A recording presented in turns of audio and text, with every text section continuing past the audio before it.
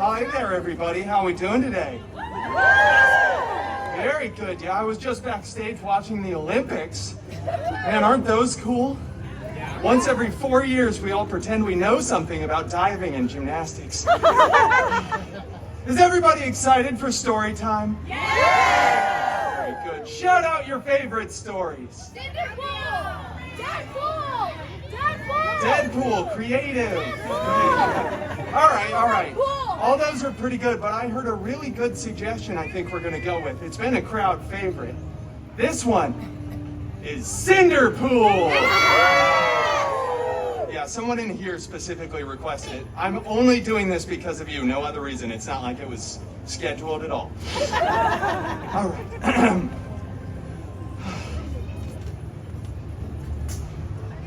Once upon a time, you know, it just doesn't feel right when I do that by myself. We all need to say those magical words together. Everybody, ready? Once upon a time. I said together. That was not together at all. I'm just gonna do it myself. Once upon a time, Cinderpool lived in a big mansion with his step professor and step mutants. That's right, the biggest of those step mutants, Colossus, was always making up silly rules for the mansion, like make sure you close the window when the air conditioner is on, and for the love of Feige, would you stop Donald ducking around the house? Why won't you put pants on? What is wrong with you?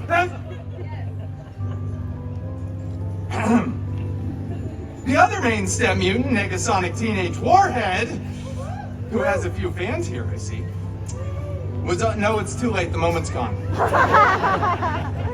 She was always texting and rolling her eyes. She was so Gen Z.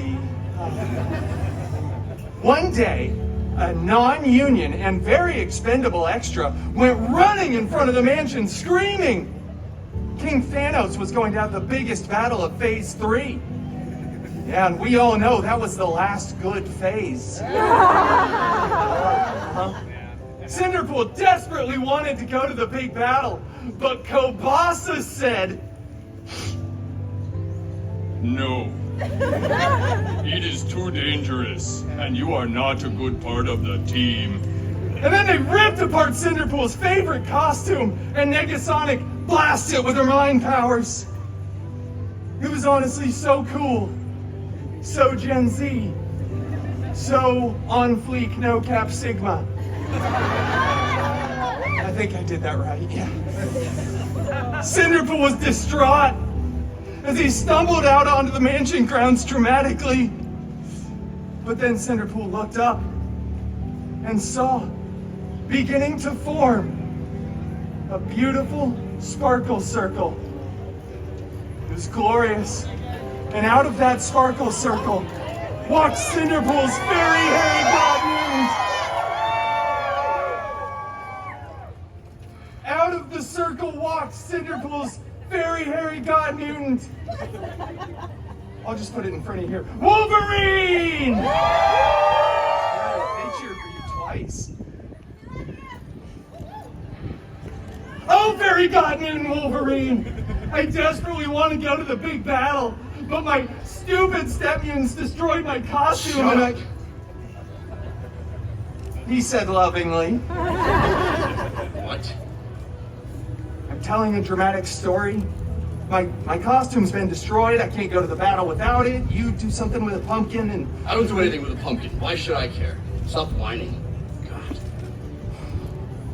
Such a downer. Okay, I know, right? Well, with the beautiful life advice that Cinderpool got, Cinderpool went to the wardrobe department on his own volition, grabbed a brand new costume that was freshly laundered, put it on, and headed to the big battle. Cinderpool was late because Spent most of his time in the virtual queue trying to get tickets to D23. Yeah, didn't pan out. I'm going to be watching on TV. But when he got there, the Avengers were winning. That's right. Captain America looked so good in those pants.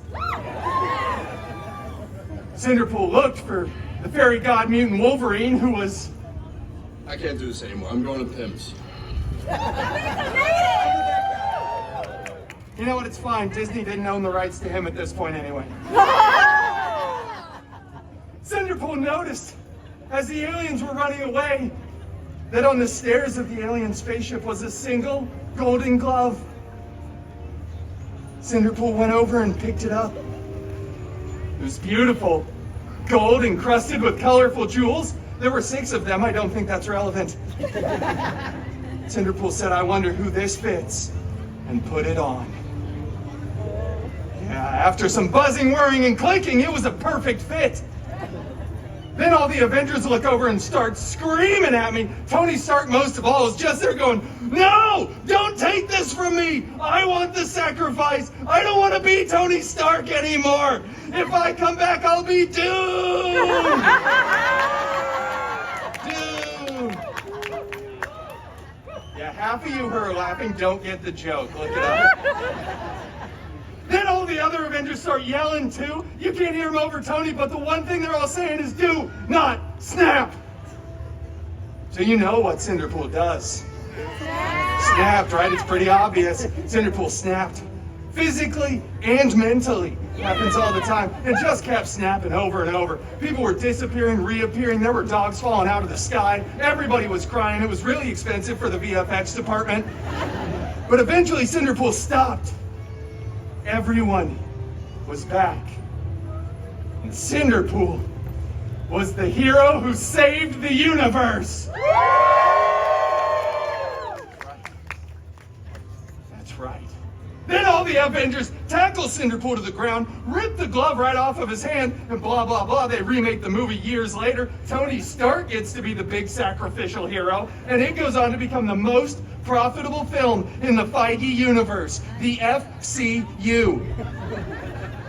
But it's fine, because Cinderpool went on to start his own film franchise, which breaks box office records. And then they had to invite Cinderpool back to the Avengers Endgame 2, Electric Boogaloo. And that right there is the end game.